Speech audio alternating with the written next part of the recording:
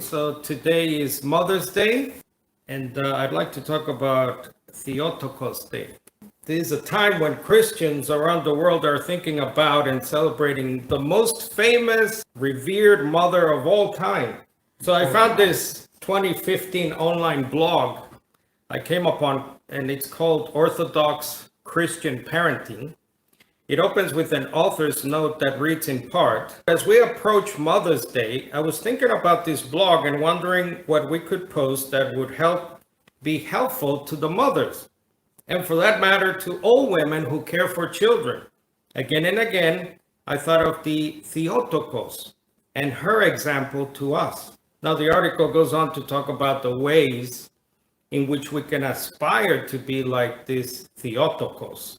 As some of you probably know, Theotokos is a Greek word used as an honorific title for Mary that literally means the one who bears Godchild, or as it's more popularly known, Mother of God. So I asked myself, how and why is it that 1 billion plus loving, well-intentioned, self-professed Christians would celebrate Mary this way? Back in the summer of 431, yet another church council was convened by yet another Roman emperor called Theodosius II, also known as Theodosius the Younger. The purpose for this latest meeting, by the way, this was the 200th plus church council by that time.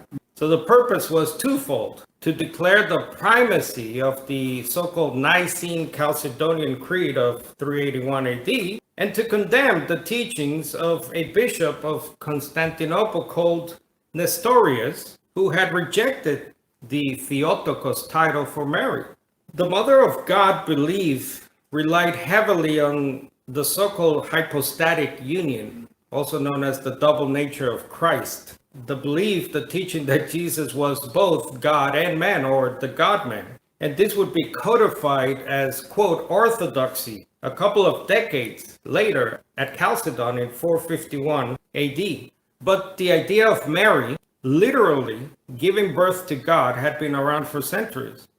So early in the 2nd century, for example, a guy called Ignatius declared, our God, Jesus the Christ, was conceived in the womb by Mary. In the 3rd century, Malchion, a pastor in modern-day Turkey, wrote, God was in the womb. And the French Bishop Hilary said that Luke 1:35 actually taught, quote, the one only begotten God entered the virgin's womb. Now, never mind that some of these same so-called church fathers criticized other self-professed Christians at the time for teaching what they considered heretical views. For example, Irenaeus describes some who believed that Christ passed through Mary just as water flows through a tube. Still others at this time taught that the Son, quote, underwent a transformation and in the shape of a serpent entered into a womb. It's well known that modern day Protestants, like Bishop Nestorius back then, reject the title of Mary as the Mother of God. I say most Protestants because in my research, I learned that modern day Anglicans and Lutherans actually venerate Mary as the Theotokos, the Mother of God. But some Protestants subscribe to the view espoused by the late Christian apologist Dave Hunt. So one day he was answering a question. So he said in part, quote, the Catholics talk about the Mother of God. Well, isn't Jesus God? Yes, but you're not the Mother of God. He is eternal. God was around a long time before Mary came on the scene. She is the mother of the body. Now, unfortunately for both Catholics and Protestants, the scriptures make no such claims about the person of the Son of God.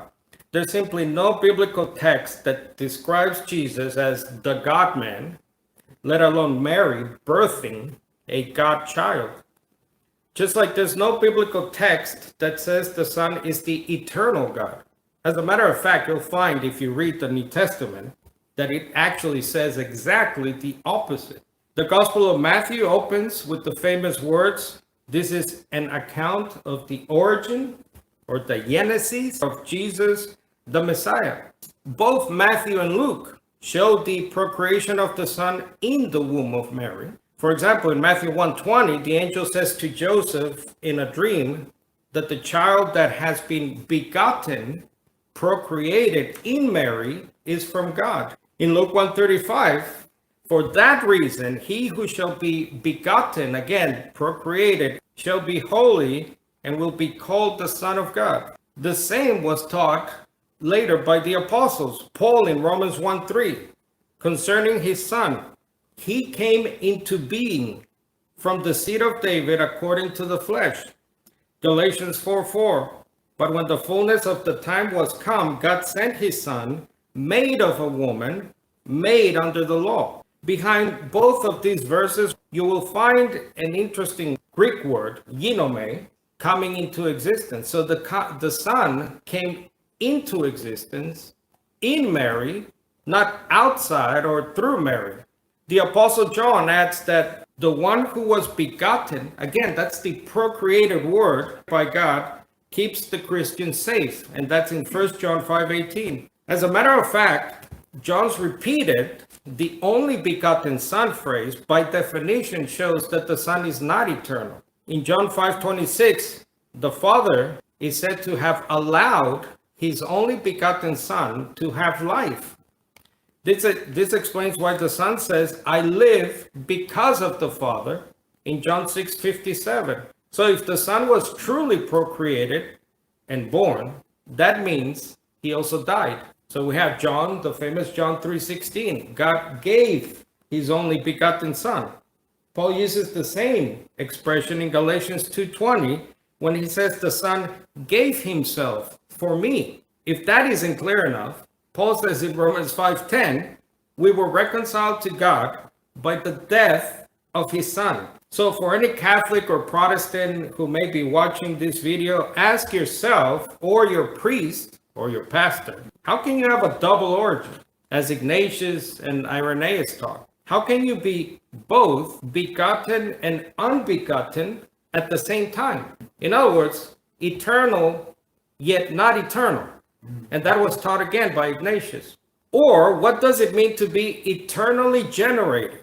Since according to some of the so-called church fathers, the word today in the famous prophecy of Psalm 2:7, today I have begotten you, to them it meant an eternal day. The late noted scholar and Catholic priest Raymond Brown was right to say the assumption that Matthew knew 4th century theology about the Mother of God is more than dubious. And the late noted Protestant John Hick was also right when he called the Chalcedonian Christology a remote ancestor of modern unbelief, because the phrase, the Mother of God, is on its face blasphemous. Mm-hmm.